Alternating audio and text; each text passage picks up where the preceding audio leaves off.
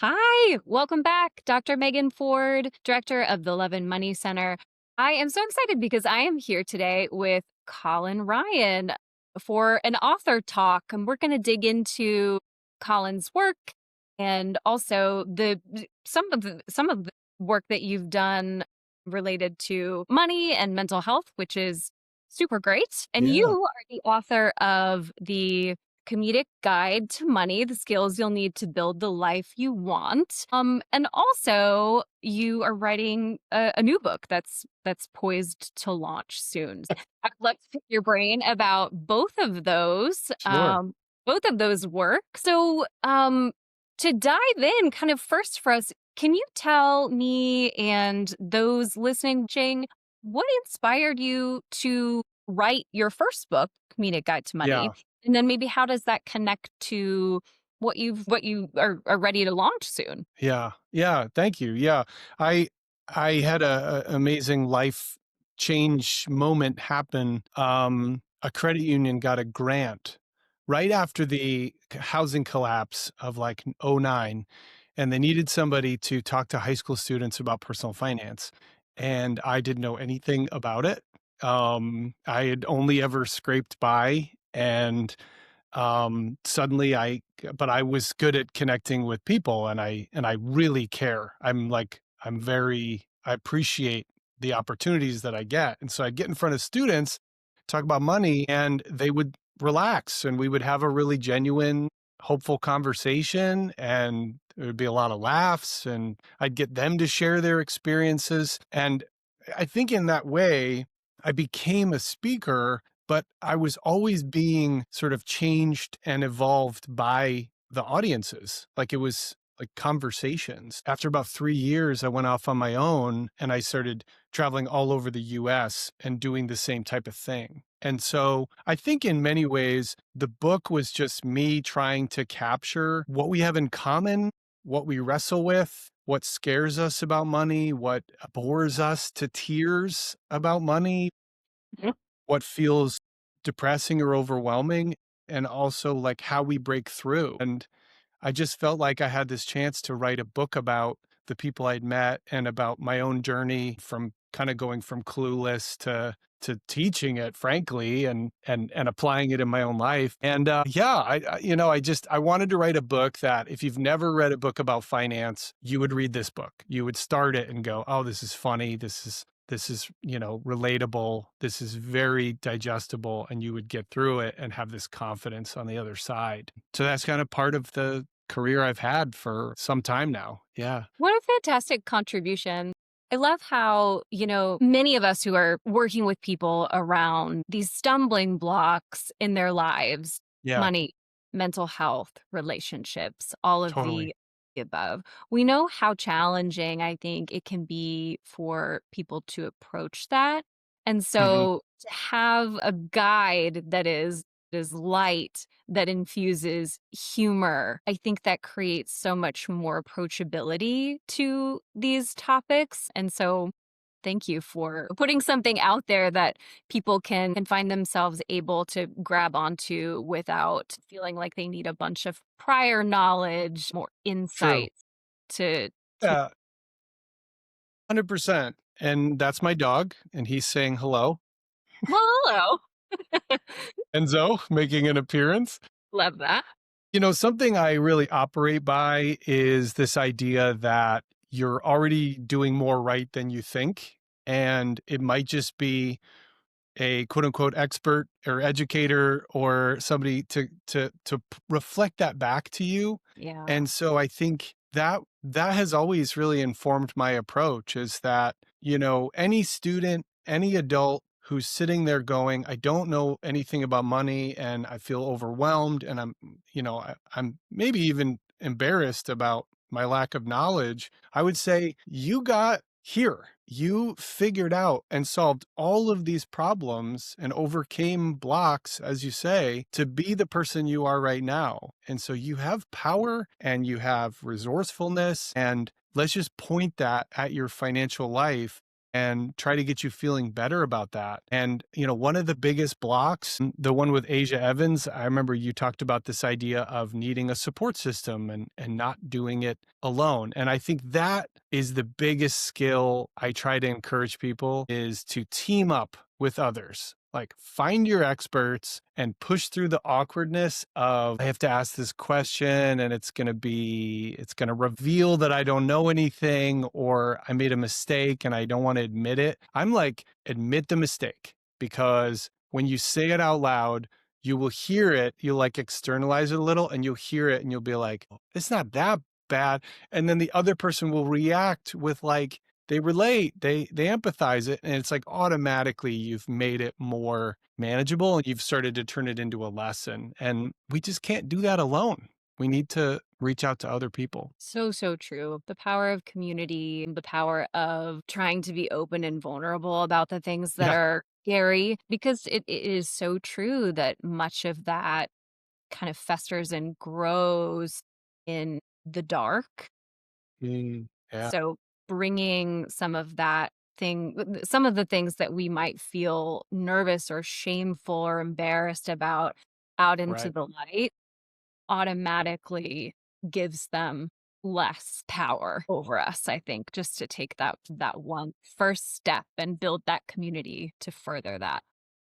I mean, I love the image you just gave. It grows in the dark. And so you're like metaphorically letting it out into the light. And I just think about how good it is to just like bring a little light in when you're feeling overwhelmed or trapped or discouraged. And it could be literally opening the blinds because if you've ever experienced depression or anxiety or mental health challenges, we like to go inside and burrow And hibernate. That's right. and hibernate, and me too. And I think sometimes the environment reinforces the coping mechanism, and that's fine. But I think to let a little light in, right? And to put it out there as you're saying and share it, it decreases the shame.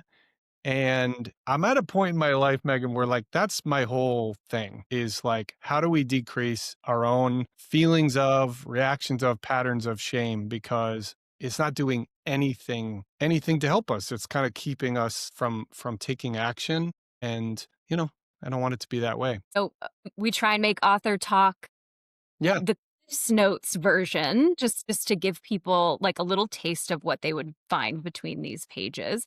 Can you tell us maybe what some of the key takeaways that you would hope that readers would walk away with having In read? my new book or in my first book? Let's talk about the new book. Okay, cool. So the new book is called Epic Tiny Victories. Its subtitle is a hopeful memoir about depression, anxiety, and reframing your life. I am a person who has managed depression and anxiety my entire life. I grew up with divorced parents. I grew up with a very powerful sense of being an outsider and being weird and alone in ways that were very hard to articulate, but they were just kind of in me. And I think, like most kids, I just grew up not really knowing, like, that do I matter? Do I have something to offer? Like, where are my people? And then I became a successful speaker and comedian and author. And you'll never believe it, that did not solve depression and anxiety. It didn't? I know. And I think that's what was fascinating is that I achieved all of these, not all, but some external milestones that I'd believe my whole life would equate to happiness and fulfillment. And it was more like there were moments of that. There were these epic moments, a great speech when I opened my first book when it arrived from the UPS driver. I'll tell you quickly, when I opened my Press. first book, Comedic Guide to Money, I'm standing on the porch and I'm so excited that I yelled out to the UPS driver and I said, "Hey, I wrote this book." And he turned to me and he goes, "Wow, good for you." It was like so genuine. And I was like, so now you and I have shared this This moment. wonderful, this tiny epic moment. I know, I'll never forget that. And so, but the reality is that there were these great moments. And then there was a big depression that came after I wrote that book. And it was quite literally, I've achieved my dream my whole life to be an author. So now what? And so that kind of launched this journey that, along with being a financial speaker, along with being a published author, I was like, I have to learn about anxiety and depression, or I'm not going to be able to I'm not going to be able to keep doing this. And my relationship with my wife is such an important thing. Like, your mental health affects all of these areas. And Yeah. I think I was lucky in that I got into storytelling, and I would go to these, like, because I was doing comedy, and I would go to these open mics where they were like, don't be funny, Colin, like, tell a true story of your life. And I was like, ooh, ooh, no one wants to hear that. You That's know, scary. I don't like I that. like the artifice of I'm doing jokes about, other things. And as I started to look at myself as a character in a story, I started to do what I call reframing, which is I would look at an experience that in the past, let's say, that felt totally painful, pointless, just like I'd rather not even think about it, but it's in there, right? It's like burned into my memory. And I would go, well, what if the point of it is that it is a story in which you learned something or you changed in some way? And sure enough, in like so many of our tough times and our challenging times, I think that we are actually changing and growing, and we are getting to know like our own resilience that we didn't think was there, Yeah. right? Yeah. Do you know what I mean? Like, if you had a moment where you go like, "Ooh, I'm tougher than I thought. Like, Right. I'm able to respond to this." Yeah. I think that's so powerful, and, the meaning making, um, that we derive from those different stories, I think is so important. And, when we work with, clients around their mental health, their money, their relationships, there's a lot of stories that they carry, and based on experiences that they've had, things that they've lived, and that translates into these narratives. And I think, you know, what I'm gathering from what you're saying is it's how we frame those Mhm. things for ourselves. It's how we make meaning from them. And also it's about sometimes picking up the writing utensil and sort of determining that I'm going to continue to write this story, and maybe I'm going to take a different direction with this. Totally. I wanna tell you about a chapter in the book that is not funny. So I wanna also say this is a very funny book, actually, in an uplifting way, because I think that so much of mental health, the experience we have is actually very relatable. The kind of what we said earlier, the hibernating in the bedroom. I like to be like, "Well, what snacks do you eat?" Because when you Yeah. start getting the details, you're like, "Oh, that's we all have our version of that." Comfort snacks. Yeah. What's that? Comfort For sure. Yeah. goldfish. And Goldfish for gold me. goldfish. Okay, so you're savory. I'm sweet. Do you prefer savory over sweet? Yeah, I mean, I think when it comes to, like, snack foods, for sure, but I'm equal opportunity, like, Okay. All and right. savory. Either way. So I've learned to think of it in this like this polarity, but I'm glad you're equal on them. My wife is savory, I'm sweet. So like I thought growing up, when you're an adult, you're not going to crave Swedish fish, every second of the day, and that was not the case. So I'm an advocate for the shared humor in our experiences, and that's part of the meaning making and the lifting the shame. But to your point about making meaning, I have a chapter called Unreliable Narrators, and it's about this idea of I'm a child, my parents are split up, they're both telling me it had nothing to do with me. And it's like I hear them, but I just feel like I'm flying back and forth. I've got some funny stories about being like 7 and flying on a plane, and all the adults are like, and I would just chat with everybody as a very extroverted kid. But I had these internal monologues and reactions to this feeling of there's something off about my life, or it's not the way it's supposed to be. And those thoughts, when not expressed, become beliefs. They go from a false story and they seep. And the other thing our brain does is we streamline it. We're like a little advertiser in our brain. We take this complicated idea and we're able to distill it down to, you're weird, or you always screw up, or everybody else gets this, or, whatever. And so that's an unreliable narrator that's like within you. And so in this way, mental health and money for me are so overlapping, because I first encountered this idea talking to students about their money and being like, what did you observe from the adults in your life growing up? And how has that reaction maybe gotten into you, right? And now it's affecting your actions, it's affecting your trust in yourself. Yeah. Yes. So many overlaps that we know from, just anecdotal, but also, I'm going to nerd out on the Yeah, academic side a little bit. please. There's things we know now via research. Mm, There's a lot of connections between financial health, physical health, mental health. So many overlaps and correlations there. So it's really important when we're looking at one of these segments that we think holistically and we think kind of mm. systemically about how these things don't just occur and happen in isolation, wider impacts and effects.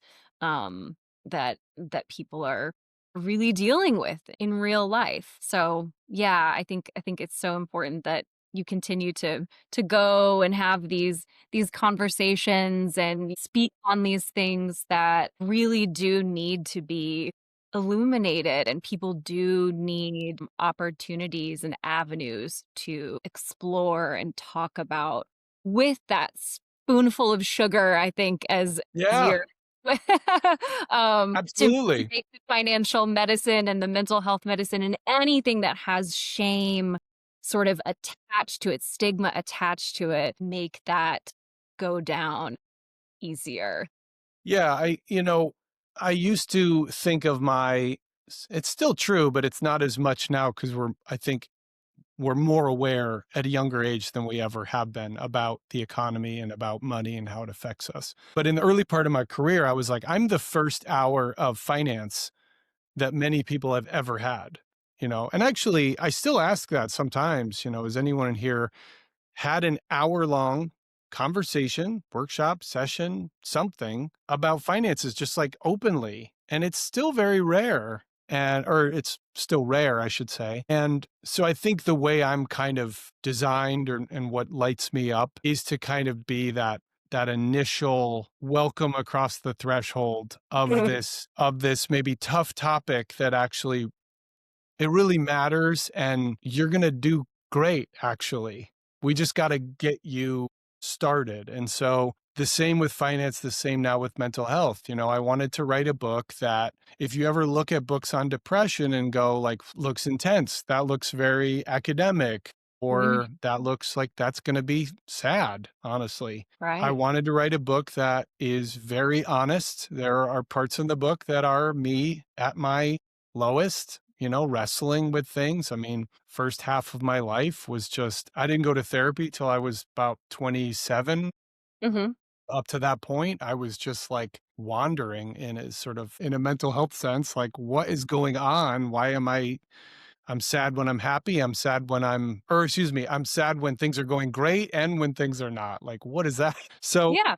What is that about? Yeah. what is that about? And so I think that what I really appreciate is the work that you do, Megan, and the work of financial therapy and educators who are putting these money and mental health together. And I think that's what I hope to do, and that's what I love about being a speaker is I'm just trying to be that first impression, that first hour, and then say, where are you going to go next? And encouraging them to reach out to resources where they can go deeper and more nuanced and more personal.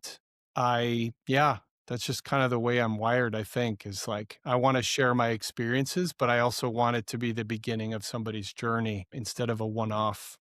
Absolutely. I think we all have a really important role to play, Yeah. and as many safe spaces Mhm. related to finances, money, mental health, relationships that we can conjure, the better. I I believe for all of Totally. us. So, if people want to learn more about your work, your speaking, the books that you've authored, where would you tell them to go? Absolutely. So my website is colinryanspeaks.com. So that'll be easy to find. And there I have, information on the speeches that I offer. And there's a nice big button that says new book, February 1st. So my book, Epic Tiny Victories, comes out on February 1st. It'll be available all over. But I'm really hoping that people connect to it and then want to share it. I didn't write this book to like break some records or get it to the most people. I really hoped it would be a book someone would read, feel better, and then say to a friend or a loved one or someone, I think you should read this too. And that to me was why I took 2.5 years to write it, was because I wanted to be really easy, really fun, really relevant. And so that's there, or you can go to epictinyvictories.com for the book. Yeah, I just want to reinforce what you do, Megan, and say that money and mental health are so interconnected. And also, like, let's normalize that slow progress, no progress, making mistakes, asking foolish questions. Like, this is all part of growing in these areas, and the rewards are absolutely worth it. So, like, don't do that alone. Lean on experts. And, I've experienced benefits from those things, a better quality of life because I've learned to, I guess, manage money and manage mental health. That Yeah. lines up nicely. Yes, absolutely. And I'm fully co-signing all. Yay! Look at that. That means a lot. Well, thank you so much, Colin, for your time. Congratulations on the new book.